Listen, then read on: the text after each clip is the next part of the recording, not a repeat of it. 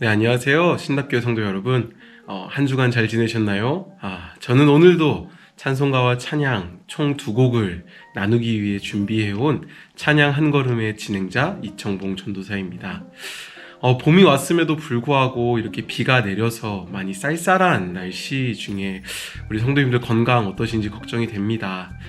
다들 감기 조심하시고 모든 삶의 과정 속에서 하나님의 은혜로 인해 승리하는 우리 성도님들이 되기를 축복합니다.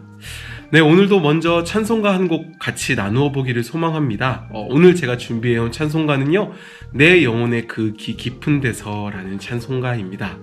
오늘도 먼저 이 찬양 같이 들어본 후에 이 찬양에 담겨진 의미와 또 오늘 우리에게 던져주는 메시지를 같이 나누어 보도록 하겠습니다. 먼저 같이 찬양 듣고 오도록 하겠습니다.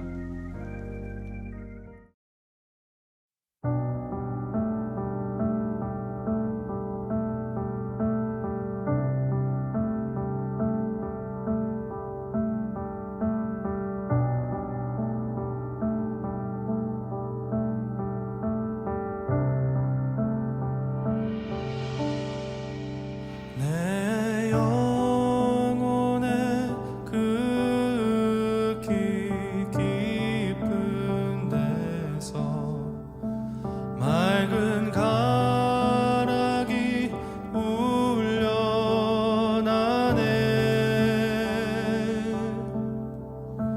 하늘 곡조가 언제나 흘러나와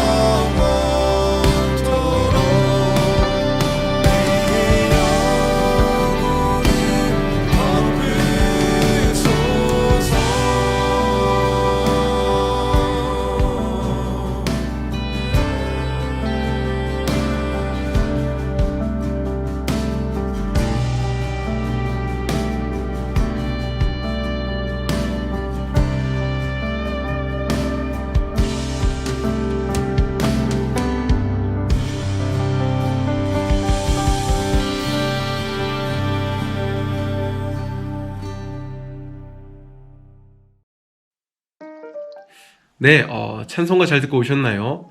네, 우리가 참 많이 묵상해온 또 우리가 즐겨 부르고 고백했던 찬송가죠. 네, 이 내용원의 그 깊은 데서에는 또 많은 또 따뜻한 정말 우리에게 은혜가 되는 이야기가 담겨져 있습니다. 지금부터 제가 이야기 차근차근 들려드릴게요. 이 내용원의 그 깊은 데서라는 찬송가는요, 미국인 그 코넬이라는 분이 작시를 하셨고 쿠퍼라는 분이 이렇게 작곡한 찬송입니다.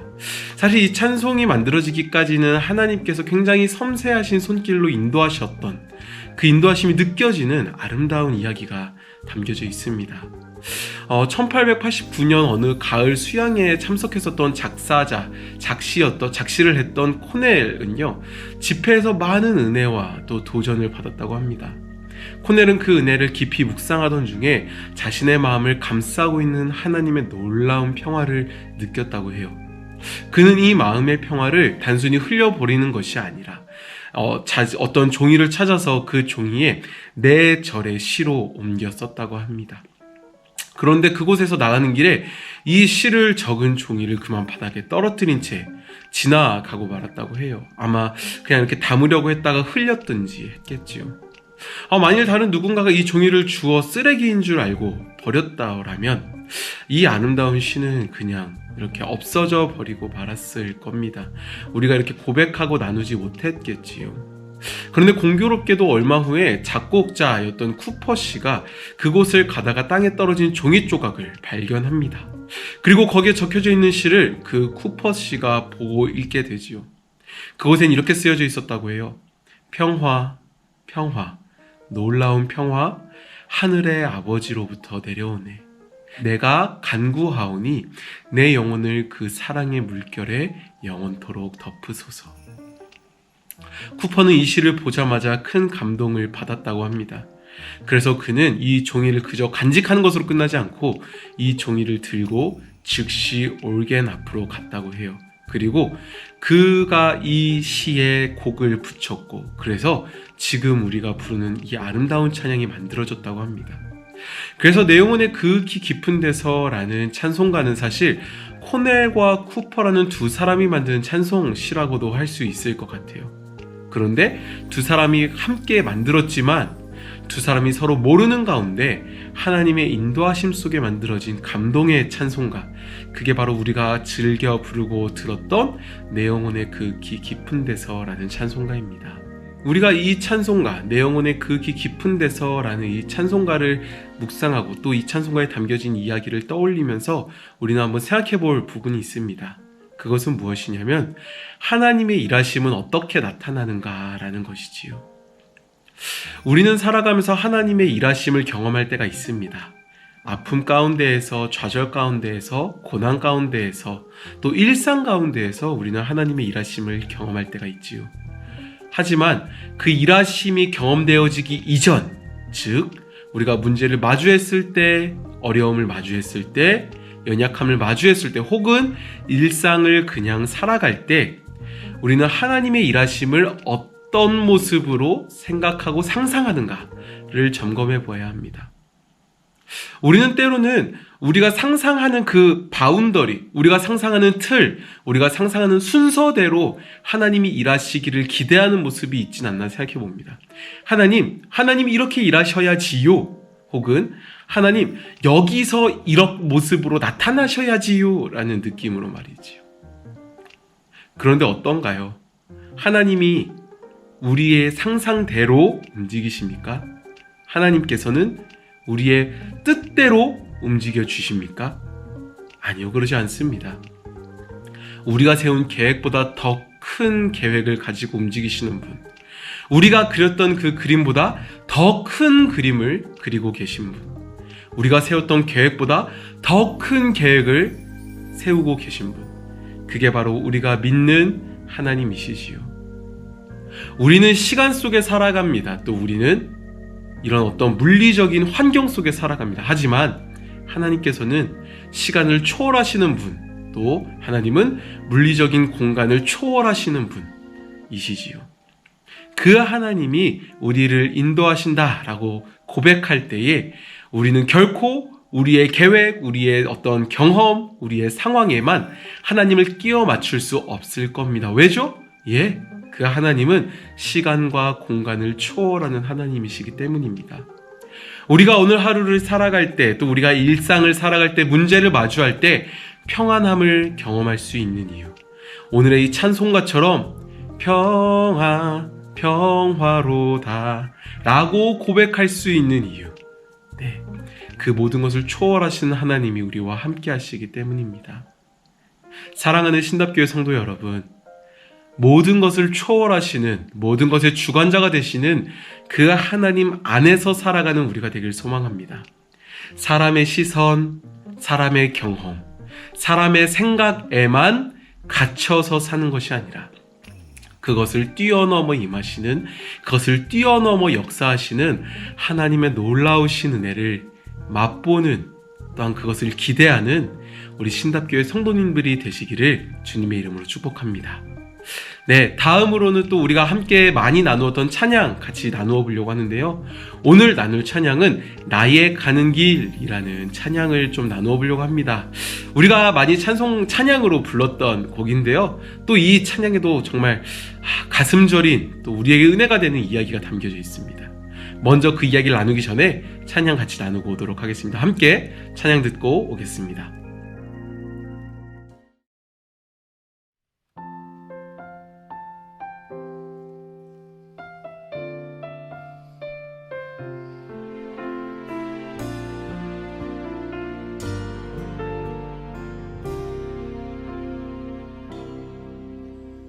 나의 가는 길 주님 인도하시네. 그는 보이지 않아도 날 위해 일하시네. 주 나의 인도자 항상 함께 하시네. 사랑과 힘 베푸시며 인도하시네.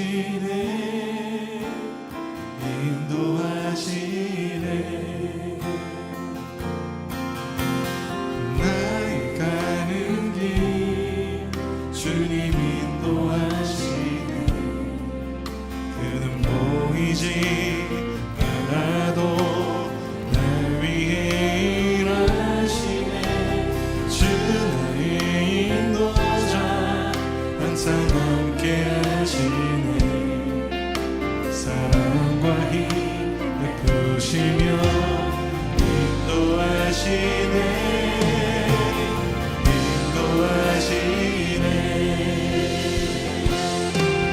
광야의 길을 만드시고 날 인도해.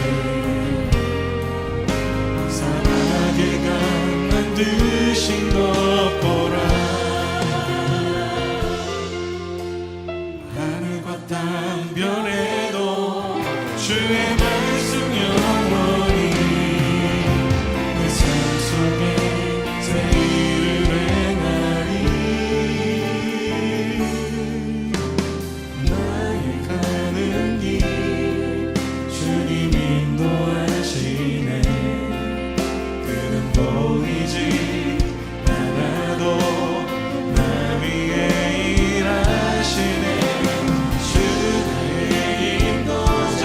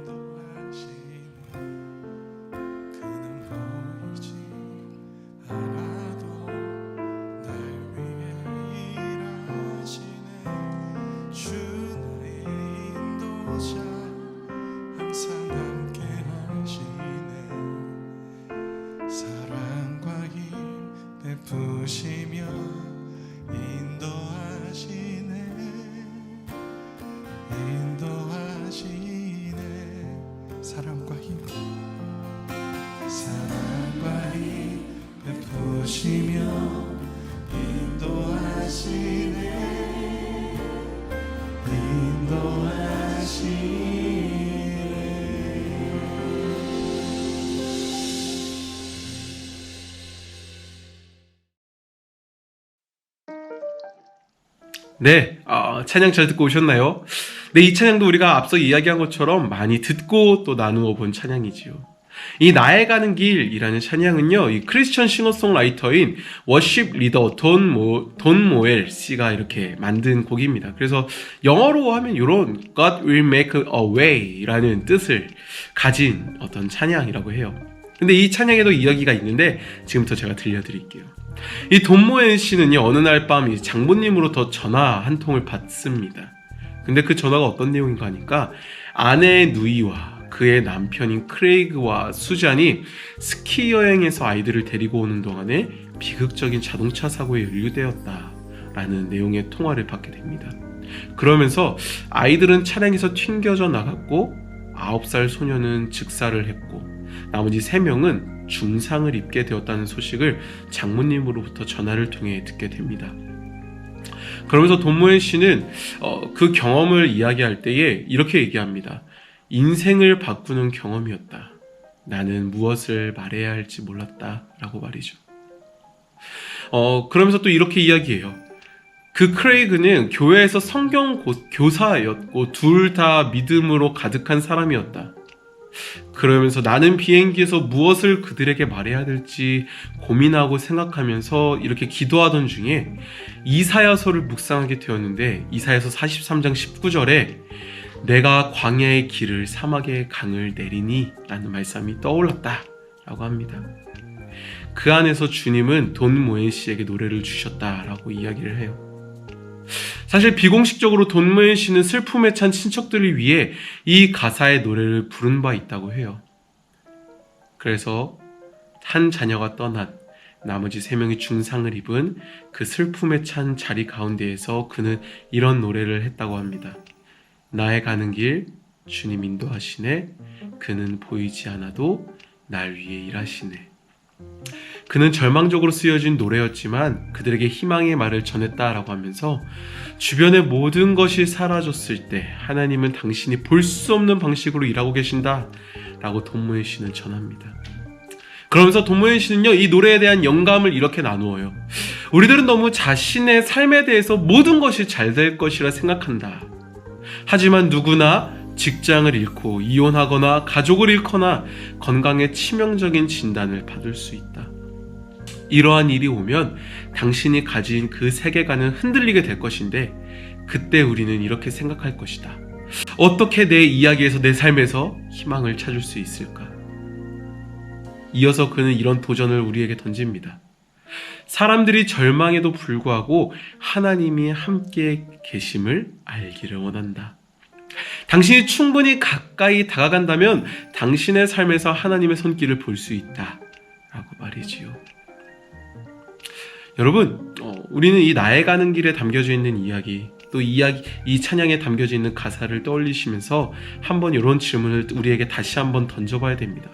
그것은 뭐냐면 우리는 무엇을 기준으로 우리의 삶을 바라보는가 라는 것입니다. 앞서 나누었던 찬송가에서도 그랬고 지금 나누는 나의 가는 길에서도 마찬가지지요. 우리는 우리가 예상하지 못하는 상황을 마주합니다. 그 상황을 마주하기 전까지는 우리의 시선대로 우리의 뜻대로 하나님의 계획을 구하지요. 그런데 가끔 보게 되어지면 그 구하는 내용들이 하나님의 뜻과는 조금 거리가 멀 때도 있는 것 같습니다. 나의 편안함을 위해서, 나의 행복을 위해서, 나의 기쁨을 위해서, 나의 만족을 위해서. 물론 이런 것들을 구하는 것이 나쁘고 잘못된 것은 아닙니다. 하지만 우리는 때로 하나님을 도깨비 방망이처럼 혹은 한도 없는 신용카드처럼 우리의 복을 위한 도구로서 하나님을 인식하고 있진 않나라는 생각을 해봅니다. 하나님은 물론 우리의 신음소리를 들으시고 우리의 머리카락의 수를 세시며 우리의 모든 아픔 가운데 동행하시는 하나님이시지만 그렇다고 해서 그 하나님께서는 우리에게 복만 주시는 분, 자판기처럼 ATM 기기처럼 복만 뽑아주시는 그런 하나님은 아니라는 거지요. 그럼 우리가 믿고 우리가 바라보는 우리를 인도하시는 하나님은 어떤 하나님이십니까? 우리가 성장하기를 바라는 하나님이시라는 겁니다.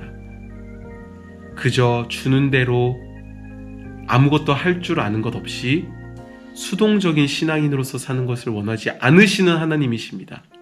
세상 속에서 빛과 소금으로 살라 말씀하시는 하나님이십니다. 어둠 가운데로 가서, 무너진 곳으로 가서 어둠에 매몰되어 있는 자를 구하라 말씀하시는 하나님, 넘어진 자를 일으키라 말씀하시는 하나님, 눈물 흘린 자들과 함께 울어주고 웃는 자들과 함께 웃어주라 말씀하시는 하나님, 그렇게 능동적으로 움직이라 말씀하시는, 살아내라 말씀하시는 하나님, 그분이 바로 우리가 믿고 우리를 인도하시는 하나님이시지요. 그런 면에서 우리는 다시 한번 우리의 신앙을 점검해 보아야 합니다. 그것은 무엇이냐면 우리의 신앙의 근육이 잘 세워져 있는가라는 것입니다. 고난이 찾아올 때에 하나님께 복만 구하는 사람들은 넘어지기 마련입니다. 왜일까요? 그 하나님이 복을 주시지 않는다라고 여기기 때문입니다. 즉 하나님을 믿는 그 이유가 없어져 버렸기 때문입니다. 하지만 하나님은 분명히 말씀을 통해 우리에게 이야기하십니다. 우리가 감당치 못할 시험은 우리에게 허락하지 않으신다. 우리가 감당할 시험 외에는 우리에게 허락된 시험은 없다. 그래서 그 시험을 이길 힘을 우리에게 주신다라고 말이지요. 그 시험을 통해 우리가 얻게 될 것은 무엇입니까? 그 어려움과 시련을 통해 우리가 얻게 되어질 것은 무엇입니까? 바로 세상 속에서 살아갈 신앙의 근육입니다. 그 근육을 가지고 하나님의 계획하심 속에 들어가 그 하나님과 함께 동행하는 자, 동역하는 자, 그게 바로 이 시대를 살아갈 우리 그리스도인의 모습이라는 겁니다. 사랑하는 신답교회 성도 여러분, 삶의 시련이 혹시 오신 분들이 계십니까? 혹은 삶의 어려움이 찾아오신 분이 계십니까? 그래서 하나님이 나에게 복을 거두어 갔다라고 신음하며 기도하고 계신 분이 계십니까? 혹시 그러한 분들이 계시다면 오히려 그 시간 속에서 힘들지만 하나님 앞에 감사의 고백을 올려드리는 여러분들이 되기를 소망합니다. 왜냐하면 그 시련을 통해서 하나님께서는 여러분들을 더 성장시키실 것이기 때문입니다. 그 시련을 통해서 하나님께서는 여러분들을 정금같이 들어쓰실 것이기 때문입니다. 우리에게 소망을 주시는 그 하나님이 여러분들과 함께 하십니다. 그 고난의 시간 속에 동행하시고 그 아픔의 시간 속에 함께 하십니다. 그 함께 하시는 하나님을 힘입어, 그 동행하시는 하나님을 힘입어 그 시간을 이겨내는, 그래서 이후에 그 시간을 간증하며 하나님께서 내게 이렇게 일하셨다 고백하는, 복음을 나타내는 하나님의 영광을 올려드리는 귀하고 아름다운 우리 신답교회 성도 여러분들이 되기를 축복합니다. 신답교회 성도 여러분, 오늘도 찬송가 두 곡을 같이 나누어 보았습니다.